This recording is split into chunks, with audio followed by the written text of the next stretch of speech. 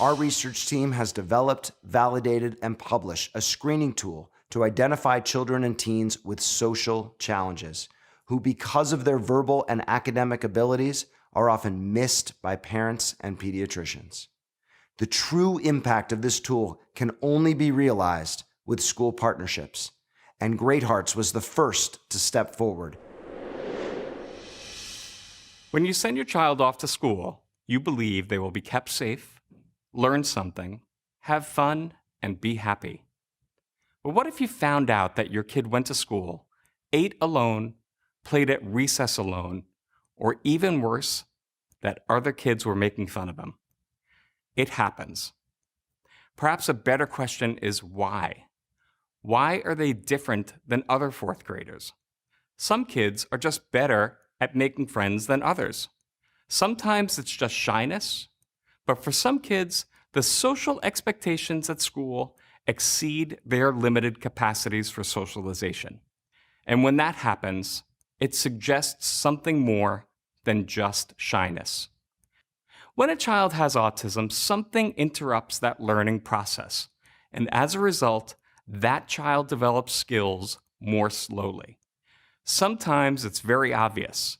Parents notice these differences right away.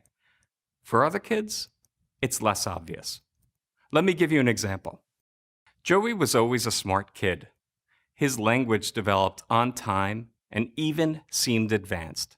He knew a lot about a lot of different things and excelled academically. On the playground, he was socially awkward and had no friends. His social interactions were unsuccessful because he just couldn't navigate all of the things that happen during a typical social interaction. Things like facial expressions, gestures, jokes, or tone of voice were just confusing to him. Because he was awkward with peers, Joey was often left out of the friends' circle. Being left out further limits his opportunities to learn and practice these important skills, and as a result, he slipped even further behind. Now, the lack of friends and social awkwardness alone is not going to make a parent run out to a doctor and demand an evaluation.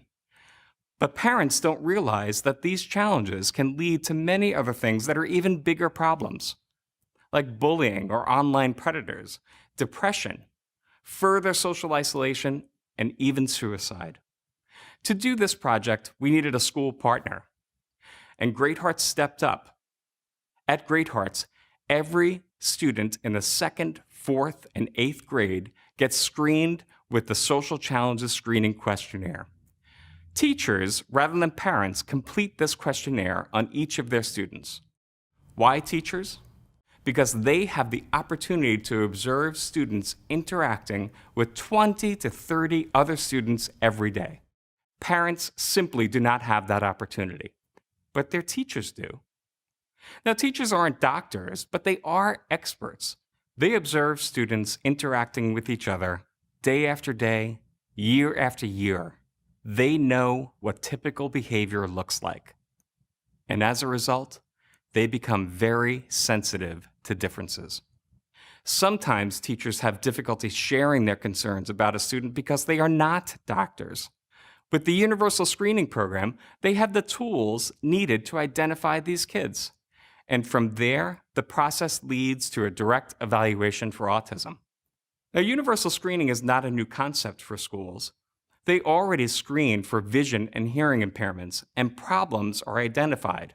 They screen for these things because they present an academic challenge. It's hard to see the board if you need glasses.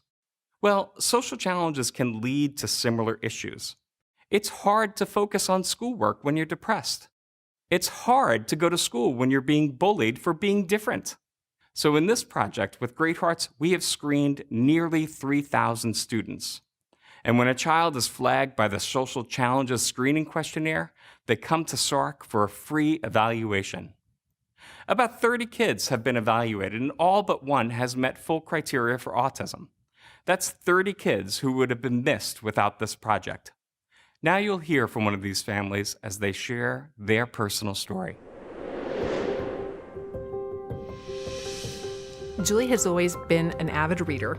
And people, when she was growing up, when 4 and 5 years old, they would say she's like a little adult. She speaks like a little adult. And I just took it that, yes, that's just what she does. And she was reading chapter books at 5, and so we just didn't think much of it. But when we look back in 1st and 2nd grade, there were struggles with friendships. And she was great at making friends. That was no problem.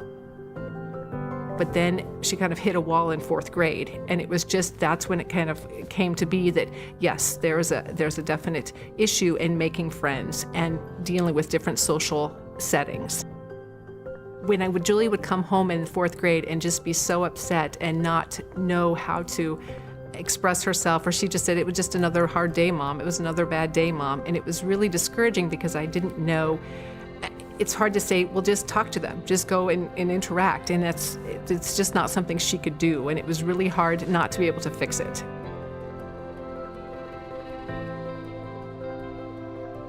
We got it all set up and able to do it all online, and working with Dr. Erica was incredible because she was able to pinpoint specific things that we had seen, and she said, yes, check, check, check. These are all things that make sense on the autism spectrum.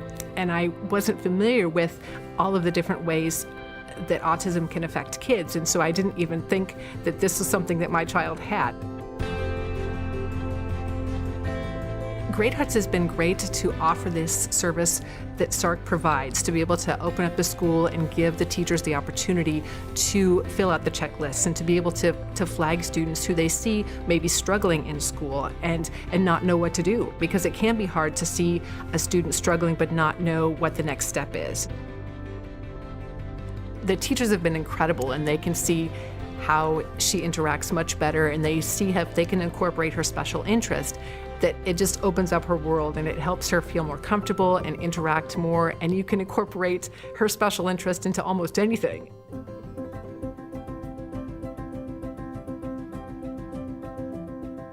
My name is Julia and I'm 11 years old. My favorite Pokemon is called Noibat.